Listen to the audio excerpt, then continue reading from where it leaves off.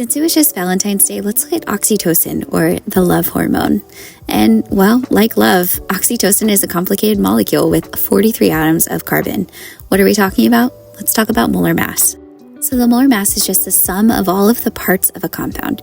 So for example, oxytocin has 2 atoms of sulfur and it has 12 atoms of nitrogen. If I look at this structure, I can highlight all of those atoms. These are all the different parts of this complicated molecule. Good news is molar mass calculations are not as complicated as they sound. Basically, you're just going to find each element on the periodic table. The number that you see on the bottom is the mass of that single element. So carbon, for example, has a mass of 12.01. There are 43 atoms of carbon in oxytocin. So I'm going to multiply that mass by 43. I'm going to do the same thing for each of the elements. So the subscript, or the little number that comes below, describes the element directly to its left, or the element right before it. So I'm using those subscripts to figure out the number of atoms I have of each of those elements in this compound.